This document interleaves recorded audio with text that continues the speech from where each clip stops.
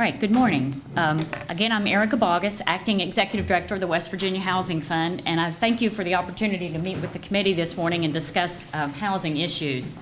I think housing has a very direct correlation with the success of our children, and particularly in school. The National Association of Realtors in 2012, in a study, said crime, suicide, juvenile delinquency, teen pregnancy, and drug usage are all consequences of social disorganization. The generally accepted causes of social disorganization include poverty, low educational attainment, family disruption, and racial segregation in urban life. In addition, frequent residential mobility is also considered one of the key causes of social disorganization. So I think that there's clearly an argument to be made that good, affordable housing that keeps families stable is certainly something that benefits society as a whole on so many different levels. The Housing Development Fund is somewhat of a quasi-state organization. We're fully self-supporting organization, but we were created by the legislature, and our primary mission is to provide affordable housing to all West Virginians. And one of the points that I want to make in my presentation today is to kind of maybe change the thought of what affordable housing is. When the definition of affordable housing, or what's considered affordable, is that a family spends no more than about 30% of their monthly income for their housing costs, giving them enough other income to cover food and health care and other living expenses. I have today this rather lengthy presentation here, materials for you. I'm not going to go through this page by page, but there's a few things that I want to point out along the way here.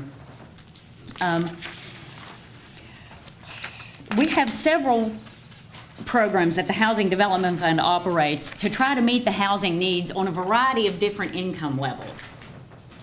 And particularly looking at this committee and the children on poverty and thinking about getting families housed, one of the main programs that we have for that is what is called the low-income housing tax credit. And again, I think that's a little bit of a misnomer, talking about low income. This program is directed at tenants at or below 60% of median income. But in the very back of your presentation materials, I've given you some very lengthy charts on what median income means. It varies county by county, and it varies by family size, what meets these criteria. But you'll see that a lot of it are working level incomes that we're talking about. So we're talking about working families here. But the low-income housing tax credit, I think, is one of the best opportunities we have to provide quality rental units for housing. These properties must maintain their affordable rent status for a minimum of 30 years. They also undergo annual physical inspections to make sure that the properties are being maintained appropriately. And this particular program is administered by the U.S. Treasury under the tax code. So these project developers take their ownership responsibilities very seriously. So this provides us with long-term housing. And what we're seeing here in particularly some of our counties where the oil and gas industry is coming into the area, landlords are able to get higher rents by housing these oil and gas workers that are maybe here on a temporary basis. And they're pushing out their current tenants that are maybe paying something that's affordable and then maybe paying in the $1,000 to $1,500 rent ranges is what we're hearing. With these tax credit units, because they must stay affordable, that's not going to happen, so that we know that we're going to have affordable units for these people for the long term. So I think that that's an important point.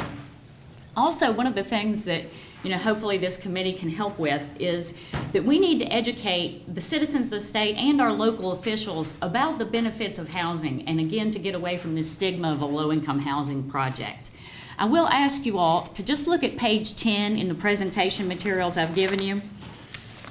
This is a sample of a low-income housing tax credit project in Wheeling. I think if you look at that, you can see that that's a very attractive housing development there.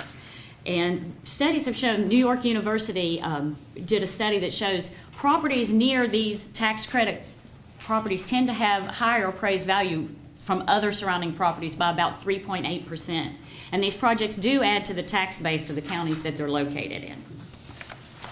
The next program that I think that we have of significance for this area is also the Federal Home Program. This is a federally funded program through HUD. And these units also must be maintained for an affordability period. And the affordability period under this program is dependent on the amount of subsidy that is into the project. The more money that comes from the home program, the longer the affordability period is.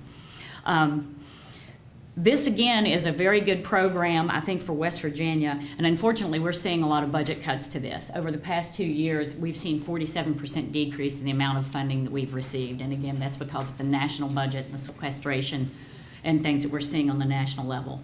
But this program really provides for very soft money. A lot of times these projects are operating on a narrow margin. You know, the rents are restricted. They necessarily can't raise the rents to keep them affordable and sometimes keep up with the operating expenses that they face. And this is some money that really helps us get those projects on the ground. And for an example, this program is limited to 80% of median income. In Kanawha County, a 4-person family at 80% of median is $46,000 a year. Also, I want to point out on this program, too, this requires a state match that HUD will frequently adjust. It's a 25% match, but sometimes they will reduce that for hardship situations. They will reduce it for federal disaster declarations as well. And the state must come up with matching funds, which the Housing Fund does through some of our other programs. And we also work in connection with the Affordable Housing Trust Fund, which is also presenting here today in partnership to help make this program successful. We have a land development program. We make low interest rate loans for the development of properties for housing, infrastructure type things like water, sewer lines, sidewalks, that type of thing, to make land developable for low income, well, moderate income housing is really the more appropriate term there. We have multifamily lending programs where we also make loans in connection a lot of times with a tax credit unit that we have. The tax credits, I probably should have maybe explained this a little bit. They sell a federal tax credit to interested investors. This year, for example, we have about $3.4 million in tax credits to allocate. It's a very competitive program, but investors will pay for that, and that will bring in about $28 million worth of private equity investment into the state in order to get those projects built. So that's how these things get funded. But they oftentimes need some additional financing to complete the project, and the Housing Fund will come in as a lending partner on those as well. And I think perhaps the best known program that the Housing Development Fund runs is our single-family home ownership program. It's often referred to as the first-time home buyer program. We fund that program through tax-exempt bond financings. The Housing Development Fund is very proud of the reputation we have in the bond markets. We have AAA rated debt, and we are also the highest rated housing finance agency in the country with our general obligation debt pledge. We are the only ones that receive a AAA general obligation debt rating from both Moody's and Standard & Poor's. And what that means is the higher that debt rating, the lower our interest cost is when we borrow money in the bond market. So we're allowed, able to pass that lower interest rate on to the borrowers that participate in our programs. And that saves on their monthly payment. And just as an example, in this program, we've done over 43,000 mortgages in the state of West Virginia over our time. Our average payment on those, including the tax and escrows, are $582 a month. The average house prices are around $113,000, and the average family income for these participants is right at $44,000. And the interesting thing here, West Virginia has the highest home ownership rate in the country, and that most families build wealth through home ownership. So that again is maybe our flagship program, again to help moderate working families with their housing needs. We've recently introduced a new program we're calling the Moving Up program. It's very similar to our bond program. It has a little bit higher income limits, but this is designed to help a family that may need an extra bedroom. Their families are growing, or even a senior family that's ready to downsize a bit. They're not tied to that first-time home buyer requirement that's in the regular bond program. So we're hoping that not only provides some opportunities for people that maybe need to make a move and can't participate in the first-time home buyer program, but we're also hoping that acts as a bit of a stimulus for our housing market in the state as well. Both of those programs, the single-family first-time home buyer and the Moving Up program, we provide a down payment closing cost assistance loan. You can borrow up to $15,000 to pay those costs. And what we have found over the years is a lot of families can make the monthly payments and maintain a home, but they just don't have the extra money to put a 20% down payment in the bank. So we've been very successful with that. We started that program in 1988, and even with the economy here, the way it's been in the last few years, our delinquency rates show that, that's not the reason for people being delinquent on their loans. Again, we have a lot of smaller programs. A new one that we've just introduced is we are calling it the CASH program. It stands for Constructing Affordable, Sensible Homes. This was a kind of a twofold method to try to get builders to build moderate-priced houses. We offer an incentive, I guess a risk-free incentive for a builder to go out and build a house up to $250,000. If they cannot sell that house within a predetermined marketing period, the Housing Development Fund will buy the house from them. And what we're trying to do is kind of give them a safety net so they don't feel the risk to go out and put some housing on the ground. Again, we need the moderate housing. We're seeing this particularly in the counties that are being affected by the oil and gas industry, and just getting new housing built across the state. So we're hoping that that program takes off and gets some things built. Gross rents exceed 30% of household income for over half of all renters in West Virginia. So that means that they're paying more than 30% of their disposable income for their housing cost. And I'll take what Erica said. Housing costs are not only just what you pay either in your rent or your mortgage, but it also includes now your utilities. As we all know that our utilities have increased significantly over the last couple of years. In most areas, there is a waiting list greater than 18 months for public housing or Section 8 vouchers. Can you imagine where that person lives for 18 months while they're waiting for that housing voucher so that they might be able to afford their rent? More than likely, they're probably in that home with someone that they're sharing. Can you imagine how detrimental that is to that child's ability to learn? Approximately 250,000 West Virginia households lack sufficient income and benefits to afford the 2013 fair market rent, which in Charleston, West Virginia is $642 a month for a 2-bedroom apartment. What is affordable? HUD defines affordable as housing cost, rent, and utilities not exceeding 30% of household monthly income, regardless of what your income level is. So according to HUD, if you make $100,000 a year and you pay more than 30% of your income towards your rent and utilities, you are considered cost burdened. So can you imagine how difficult that would be for that low-income person, or that person that's only making $24,000 a year? Out of reach. According to the National Low-Income Housing Coalition, who just released their out of reach publication, in West Virginia, as I stated, the fair market rent for a 2-bedroom apartment is $642. And in order to afford this level of rent and utilities, without paying more than 30% of your income on housing, a household must earn $2,141 a month, or $25,693 annually. Assuming that there are 40 hours in a work week, there are 52 weeks in a year, the housing wage for West Virginia is $12.35. Now, if I could further have you imagine you're a person earning minimum wage, which is $7.25 per hour. In order for you to afford the housing wage, you must work 68 hours per week, 52 weeks per year, in order to afford this rent of $642. Or that household must have 1.7 minimum wage workers working 40 hours a week, 52 weeks a year. Clearly, affordability is a significant challenge facing our families.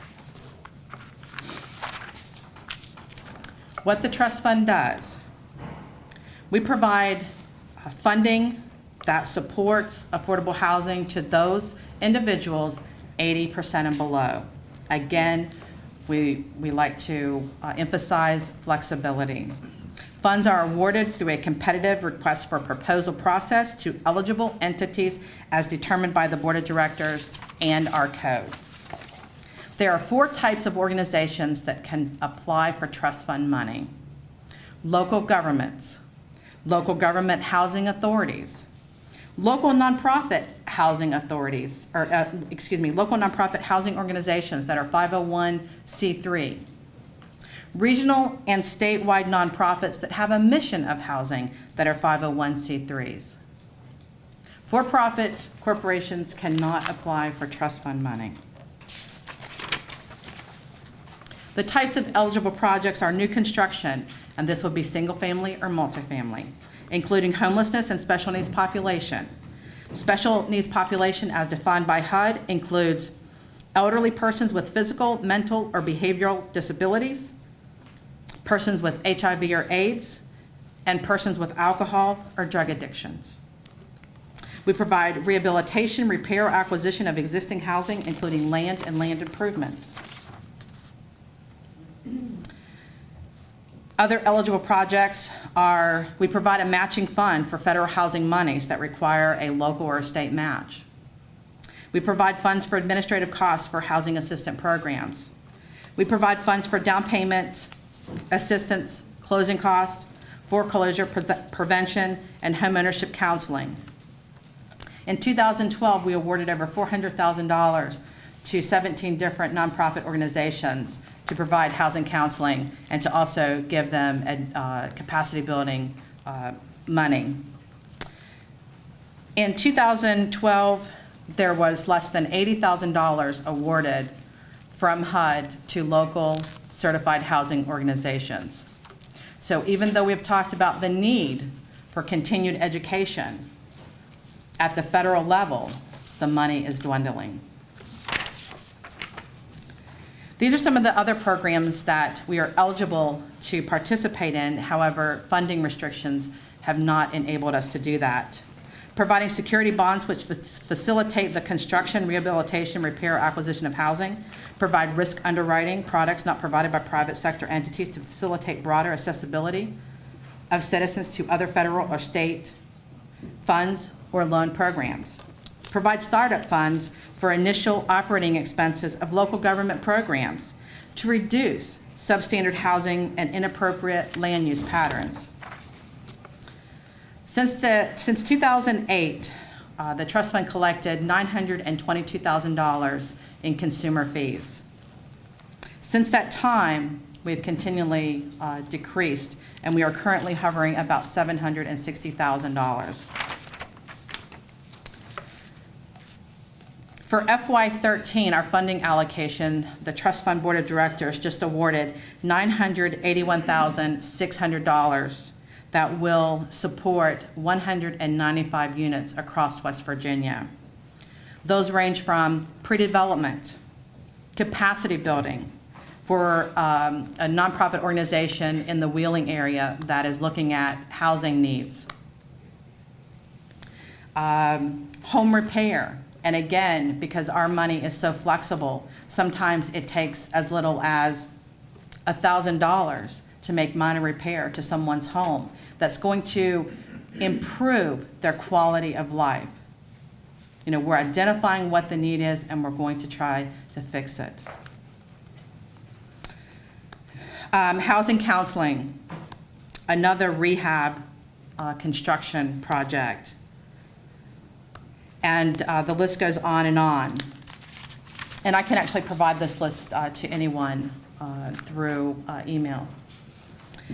They also looked at the proposals, and we saw a large number of proposals that were for rental units that needed gap funding. The money more than likely came from the Housing Development Fund through a tax credit program, or through the home rent program, or maybe it was Federal Home Loan Bank, and they just needed that last piece of funding in order to make the project go. Because unfortunately, until all of the funding mechanisms are in place, the project doesn't move. It's set still. And they approved a revolving loan fund of $700,000. They approved 5 loans at $150,000, approximately $150,000 apiece at 1% interest, so that they could look at sustainability issues. That collaboration with these nonprofit organizations would result in an additional 104 rental units. My final thoughts are putting one person or a family in a home will not change the world, but surely it will change the world for that one person. Sometimes it's the simple things that make all the difference. Could you imagine just for a moment what it would be like not to have running water or indoor plumbing? There are over 10,000 units in West Virginia that do not have these basic needs. And not have the money to get it. What about a leaky roof? But because you don't have the funds to fix it, it continues to leak every time it rains. What about if you're that elderly person and you're concerned about this upcoming winter and your ability to heat your home? Now can you imagine what a world of a difference it would make to them when they finally get that call from that local housing organization that says, "You're next, we're gonna come fix that roof leak," or that roof leak. Or we're gonna somehow either hook you up to public water system or somehow drill you a well. Or maybe it's some other means of getting water.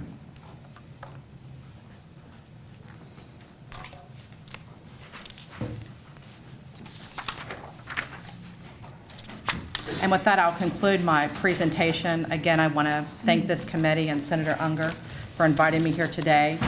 I hope that I've just given you a brief glimpse of why the trust fund was created, why it's so important, and why we continue to have the flexibility that we have today. First of all, I'd like to thank this committee for allowing me to speak to you today. And it says to me that this legislative body has an interest in protecting its citizens and to find out what it is out there that our citizens need. So I fully commend you for doing this and listening to the housing providers in the state. And you guys probably know that anyone who works in the housing arena is to be commended. It's a difficult, frustrating job at all levels of employment. And those of you that are familiar with housing realize that. I thank you for seeing the need to study housing issues and implore everyone who participates in this study to remember that the ultimate goal is improvement of the quality of life for our residents, particularly our children, regardless of the economic status. Government cannot do all things. However, where there are resources available, make them available to the lowest of income citizens by using the least restrictive way possible to get them to the people who need it. Give help without stripping them of their pride. So many federal programs out there want to know what you ate for breakfast this morning, and I just don't believe that that's the way that we help people. There needs to be accountability, but there needs to be a way to let people have pride. There are endless needs from all income levels. However, the one that I would like to speak to are the poorest of the poor. One may ask, what are my qualifications? And I would have to say, life experience intermingled with my career choice. I retired with 30 years' experience as director of a housing agency in an economically depressed area. As a child, being one of 12 siblings, I grew up in poverty. But because of a strong-willed, persistent mother, I never knew I was poor until I looked back on my life. She emphasized being kind to your fellow human being and getting an education to move forward. I lived in substandard housing for most of my life. Now my time is spent working with nonprofits to construct single-family housing in Mingo County as well as private developers in Wayne County to secure low-income housing tax credits to convert an old school building into 19 units of elderly housing. Guidance is also being provided to staff of nonprofits to build capacity. The demand for affordable housing is far more than the supply. It is critical to maintain those organizations at the grassroots level as they know the needs in the community they serve. That's a way to get an answer to the question that was posed about who knows what's going on out there in the community. It's the organizations and the people that are on the ground. It's your churches, it's your nonprofits. They need to feed that information to those people that set the regulations. In southern West Virginia, the delivery of affordable housing cannot happen without deep subsidies. I am sure that dispopulation exists in other counties as well. I am just not as familiar with them. I implore those of you that make decisions as to how projects are designed to be creative in the setup of your programs. Sift through the mounds of regulations to find a way to help those that cannot help themselves. Look at the lowest of income people. How can your programs be designed? How can state money help those people have affordable housing? The lack of resources should not force one to live in deplorable conditions, whether it be rental or home ownership properties. Without you, people will continue to be homeless. Rents will be paid that are excessive for dilapidated structures because housing units are not available. Homeowners are forced to make the decision as to live with a leaky roof and no heat or pay for food and medicine. Homeownership will be non-existent for low-income populations without creative financing mechanisms. Allocate funds where possible to improve the conditions of housing in West Virginia. Do away with the financial return on investment and replace it with investment in human beings. Just imagine yourself this morning. You got up to come to this meeting. Then imagine you don't have running water. So you had to go out to the porch to get a jug of water to wash up, as taking a bath would use up too much water. And remember to brush your teeth by sticking your brush down into a small glass of water to get it wet. By the way, Mary and Joe are still in bed because it is 30 degrees outside, if you can imagine.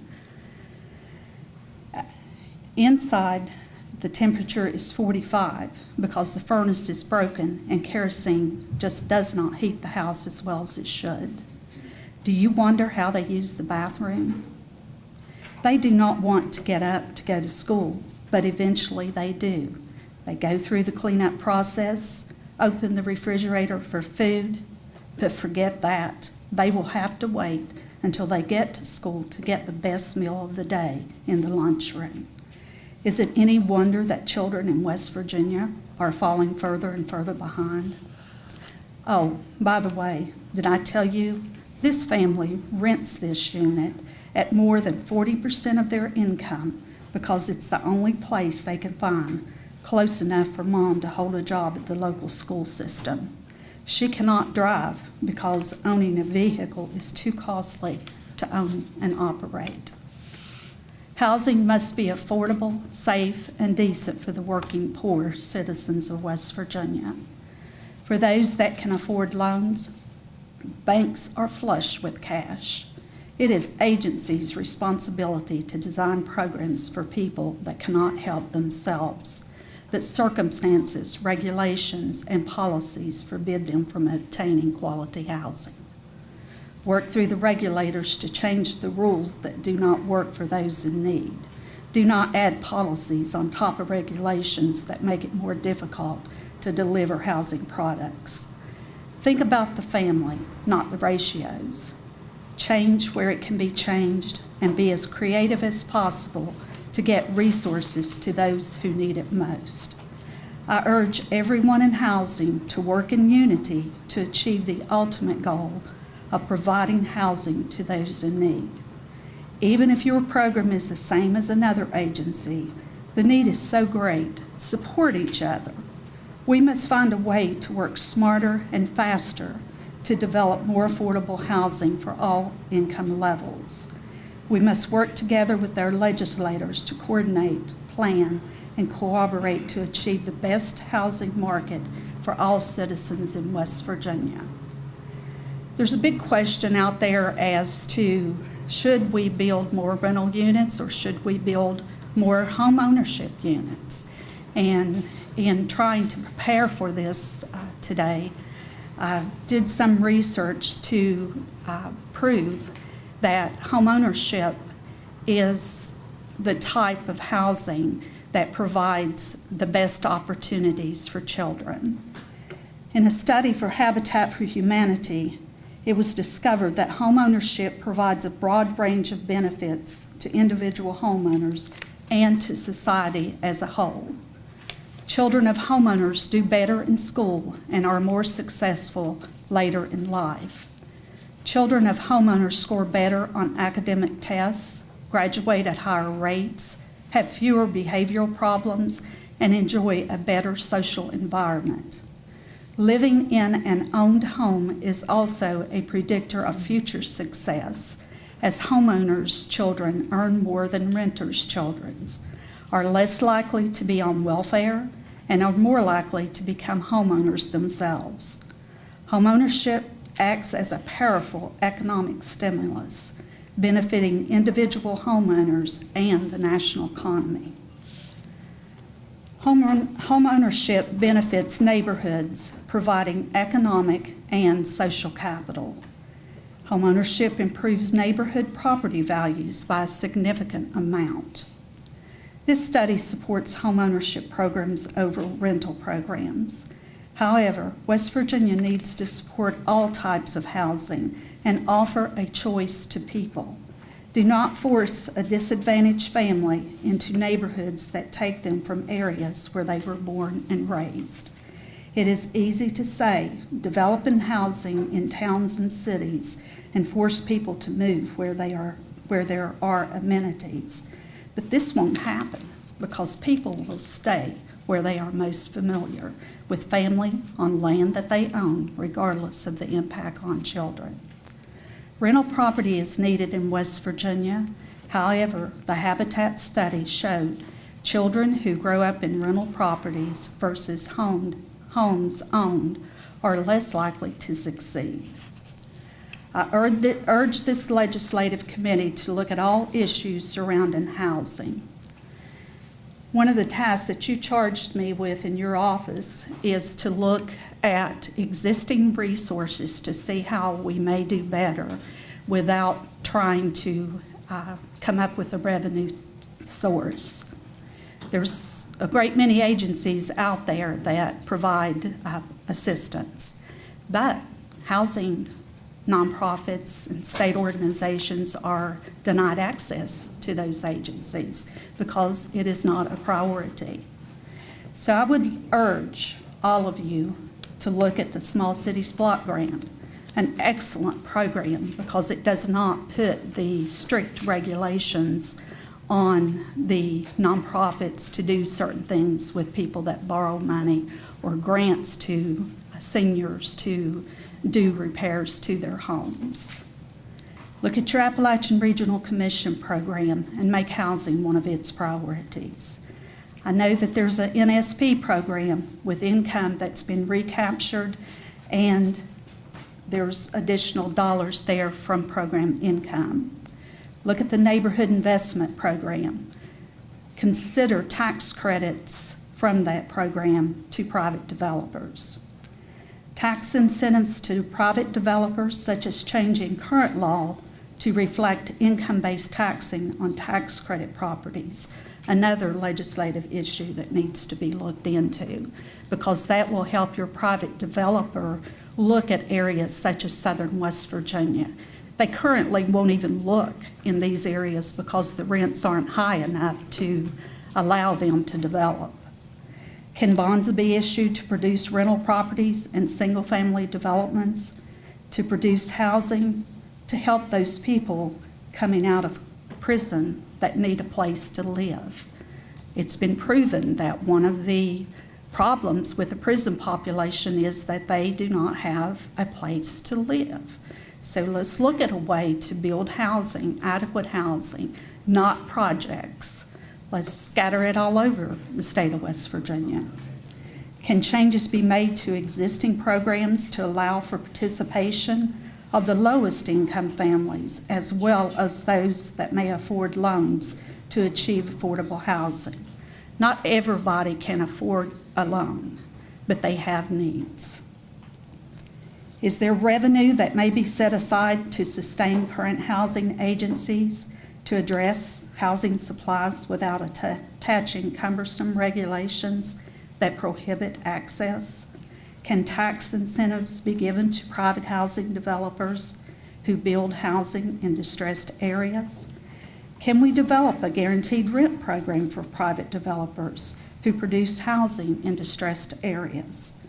Is there a way to produce jobs for people to rehab existing services through Workforce West Virginia? Can legislation be passed to generate a revenue stream from oil and gas for housing? Can the state budget be reviewed to identify funds to sustain nonprofit and state housing agency for the production of housing? I submit to you that with all the talent in this room, I know the answer is within our reach. Thank you for taking the time to listen, and may God bless all of you for giving me your time, and I look forward to working with you in the future.